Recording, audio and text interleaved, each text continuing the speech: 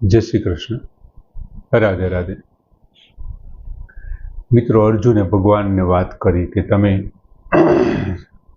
આજે સમગ્ર લોકાન બધા લોકોને જે રીતે ગ્રસમાન ગળી રહ્યા છો, અને એક શબ્દ વાપરો લેલીહી હશે, આપ જીભથી એમને ચાટી રહ્યા છો, કોઈ એમાંથી બચી ન શકે, આપના મુખની અંદર પ્રવેશમાંથી બચી ન શકે તે રીતે આપ એમની સાથે વ્યવહાર કરો છો. સમજાતું નથી અર્જુનને કે આપના જે આ આપણું જે ઉગ્ર ભાષા, તવ ઉગ્ર ભાષા, તમારો જે આ ઉગ્ર પ્રકાશ છે એમનાથી શું થાય છે? તો કે તેજો ભીહી આપુર્ય, એ તેજથી જગત સમગ્રમ તેજો ભીહી આપુર્ય, સમગ્ર જગત એમાં ભરાઈ અને સંતાપ પામી રહ્યું છે.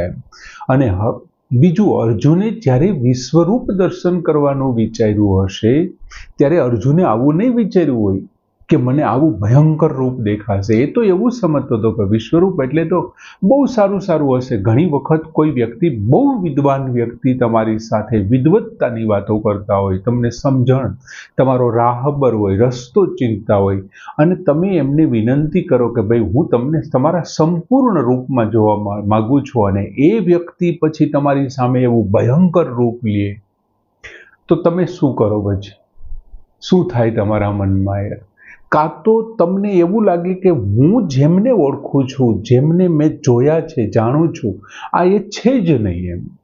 એટલે તમે એમને પૂછી બેસેલા, તું કોણ છો? આ એ જ છો તું? હું જેને માનું છું, હું જેની હારે રખડું છું, એ જ છો તું? કેમ કે આવું તો મેં તારી કલ્પના નહોતી કરી. સેમ ટુ સેમ અર્જુનને આવું થાય છે. અર્જુન તો વિશ્વરૂપમાં એવું જોવા માંગતો હતો કે મને બ્રહ્માંડ દેખાશે, બીજા બધા દેવો, આ તે બધું વ્યવસ્થિત બધું હશે. એમને ક્યાં ખબર હતી આવી બધી વસ્તુઓની? ભગવાને કીધું તું મારા અનેક રૂપ છો, અને એ સિવાયની પણ તારી જે કાંઈ ઈચ્છા હોય એમને પણ તું જોઈ લે. તારી ઈચ્છા છે ને જોવાની, કોણ જીતશે ને કોણ નહીં એમ. અને હવે ડરી ગયેલા અર્જુનથી હવે વધારે કાંઈ નથી થતું. હજી ભગવાન આનાથી વધારે ઉગ્ર રૂપ બતાવે એ પહેલા તો અર્જુન અહીંયા વિવિધ પ્રશ્નો કરી બેઠા.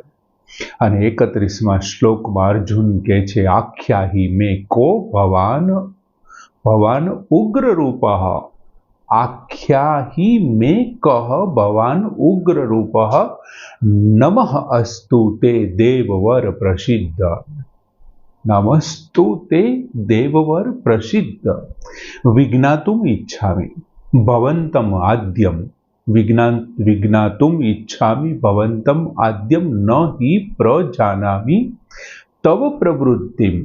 અર્જુન વાત કરે છે, આખ્યાહી મે કહ ભવાન ઉગ્ર રૂપ.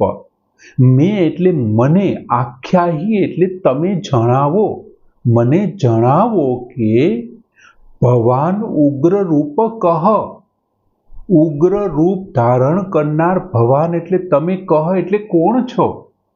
આખ્યાહી મેં, તમે મને જણાવો કે ભવાન ઉગ્ર રૂપ કહ, ઉગ્ર રૂપ ધારણ કરનારા તમે કોણ છો? એમ.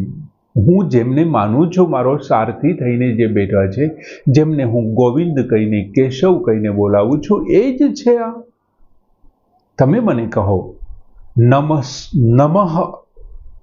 નમઃ તું તે દેવવર પ્રસિદ્ધ, દેવવર, હે દેવોમાં શ્રેષ્ઠ, હે શ્રેષ્ઠ, હે દેવોમાં શ્રેષ્ઠ, આપને નમસ્કાર કરું છું. હું આપને, નમસ્તુ તે દેવવર પ્રસિદ્ધ, હું આપને નમસ્કાર કરું છું. અને પ્રસિદ્ધ, પ્રસન્ન થાઓ. બસ, હવે બસ થઈ ગયો, હવે મારાથી સહન નહીં થાય. ડરી તો ક્યારના ગયા છે અર્જુન છે એ, આવા સમર્થ ક્ષત્રિય હોવા છતાં ક્યારના ડરી ગયા છે.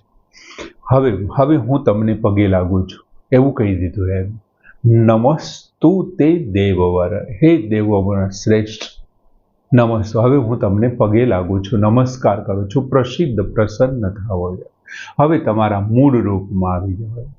અને પ્રસન્ન થઈને અર્જુન શું માગે છે? પ્રસન્ન કરીને, વિજ્ઞાતુમ ઈચ્છામિ ભવંતમ આદ્યમ.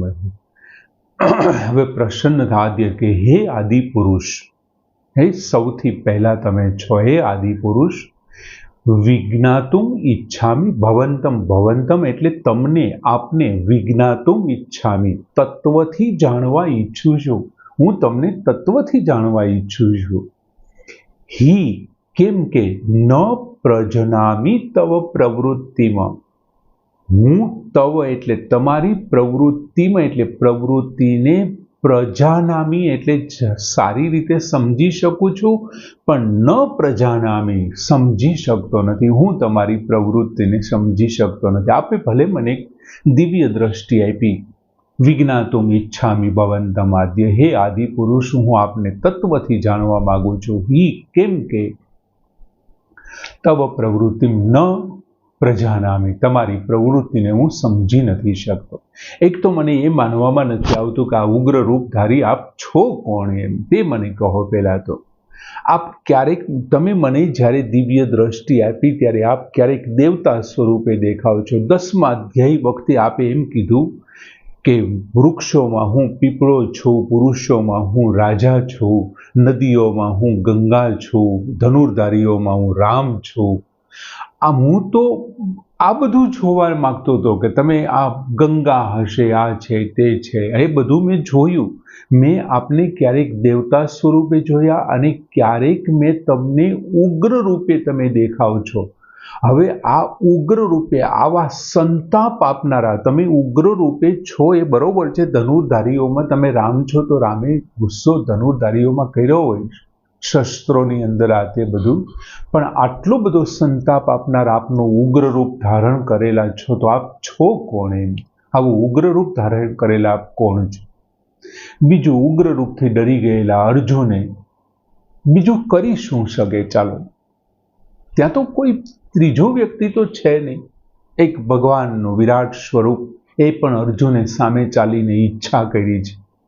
અને હવે તમે એમનાથી કદાચ ડરી જાઓ તો શું કરો? શું તમે તો કે નમસ્કાર, પગે લાગવા સિવાય તો કાંઈ અર્જુન કરી જ નથી શકતા. બીજું કરે પણ શું યાર? એટલે નમસ્તુ તે દેવવર, હે દેવોમાં શ્રેષ્ઠ. આપ ક્યારેક દેવ સ્વરૂપ, ક્યારેક ઉગ્ર સ્વરૂપ, ક્યારેક કાળ સ્વરૂપ, ક્યારેક નોખા નોખા પુષ્કળ સંસારના કોઈ એવા રૂપ નથી કે જેને આપ ધારણ ન કરી શકો. અત્યારે આટલું બધું ભયંકર ઉગ્ર સ્વરૂપ રૂપ આપ છો કોણ?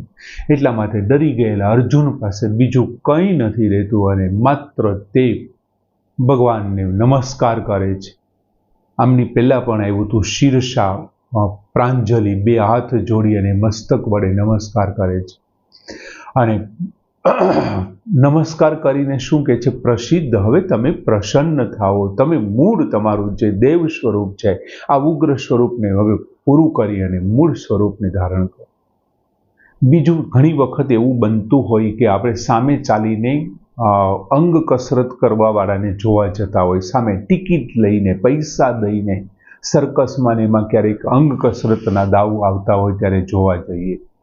અને અંગ કસરત કરવાવાળા એના હાથ પગને અંતે એટલા બધા ભયંકર રીતે મરોડતા હોય, આકાર આપતા હોય, તો ત્યારે ક્યારેક આપણને પણ એમ થઈ જાય, ઓહો બસ, હવે બસ છે હો ભાઈ, હવે મારે નથી જોવું યાર, મારાથી નથી જોવાતું. પહેલાના માટે એ એમની રમત છે, એમની લીલા છે, એમની આવડત છે.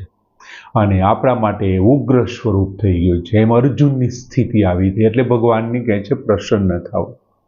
હવે હું તમને નમસ્કાર કરું છું. અને પ્રસન્ન થવાની વિનંતી સાથે પણ અર્જુન જ્યારે જીભથી ચાટતા જોઈ જાય છે ને, ત્યાં તો અર્જુનને કંઈક થઈ જાય છે, ઓહો આ શું છે? એવા પ્રજ્વલિત મુખમાં બધા પ્રવેશી રહ્યા છે ને એમને જીભથી ચાટતા જુએ છે. પછી અર્જુન શું કહે છે કે વિજ્ઞાતુમ ઈચ્છામિ ભવંતમ આદ્યમ, હે આદિ પુરુષ, એમના પહેલા કોઈ છે નહીં. સંસાર પણ પહેલા નહોતો, એમાંથી સંસાર ઉત્પન્ન થયો, એમને કારણે સ્થાયી છે અને ફરી પાછો એમાં જ જતો રહેવાય. એટલે આદ્ય શબ્દ વાપરો, હે આદિ પુરુષ, હું તમને તત્વથી જાણવા માંગુ છું. જ્યાં સુધી હું તમને એક જ રૂપમાં જોઈશ ને ત્યાં સુધી નહીં મેળ ખાય. હું જો તમને તત્વથી જાણી લઈશ ને તો આ તમારા બધા જ રૂપ મને સમજાઈ જશે. અને એ મને કોણ સમજાવી શકે? ચાલો, હું તમને તત્વથી જાણવા માંગુ છું તો તમારા સિવાય તો બીજું મને કોણ કહી શકવાનું છે? ન હિ પ્રજાનામી તવ પ્રવૃત્તિ. બીજું, તમે આદ્ય છો, આદિ પુરુષ છો. ભગવાનનો સૌથી પહેલો અવતાર કયો છે? તો કે વિરાટ સ્વરૂપ છે. વિરાટ રૂપે ભગવાને પહેલો અવતાર લીધો, એટલે વિરાટ રૂપે એટલે કે સંસાર એમનો પહેલો અવતાર છે. તેથી એ આદિનારાયણ પણ થયા, સંસાર એમનો. હવે હું આપને આપની જે કંઈ પ્રવૃત્તિ છે એમને સ્પષ્ટ રૂપે નથી સમજી શકતો. ન હિ પ્રજાનામી તવ પ્રવૃત્તિ. ન તો હું તમને સમજી શકું છું, નથી તો હું તમારી આ જે પ્રવૃત્તિ છે, આ જીભથી ચાટવું, કોઈને દાઢોની વચ્ચે રાખી, દાંતોની વચ્ચે રાખી દેવા, આવા ભયંકર તમારી જે કાંઈ આ બધી પ્રવૃત્તિ થઈ રહી છે, હું નથી સમજી શકતો ભગવાન. ન હિ પ્રજાનામી. અને હું તમને તત્વથી જાણવા માંગુ છું, અને તે તમે જ કરી શકો. આટલા બધા યોદ્ધાઓ તમારી અંદર પ્રવેશી રહ્યા છે. વાસ્તવમાં આપ શું કરવા ઈચ્છો છો, શું કરવા માંગો છો, કંઈ ખબર જ નથી પડતી. માટે આપ જ મને તમે સ્પષ્ટ થાય એવું મને કંઈક કહો. એમ તમારા સિવાય બીજું કોઈ ન કહી શકે.